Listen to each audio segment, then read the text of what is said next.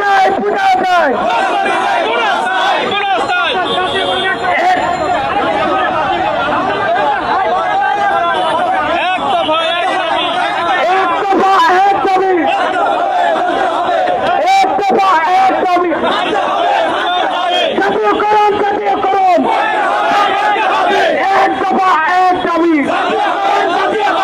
ভাই সহকর্মীরা আমরা রাস্তার মাঝখান থেকে একটু সাইডে চলে আসেন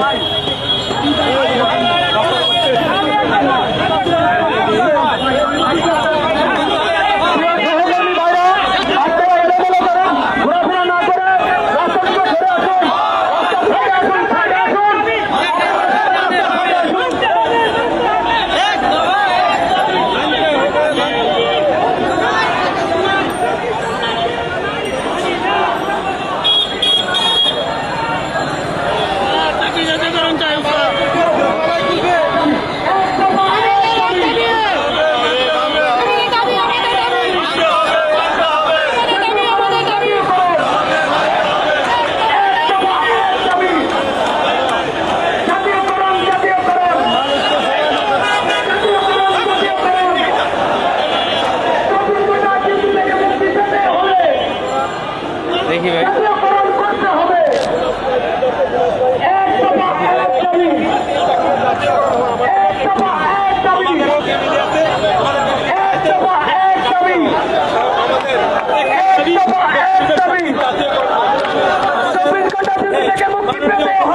আমাদের একটাই দাবি একটাই চাওয়া আমরা সবাই রাস্তার মাঝখান থেকে সাইডে আসি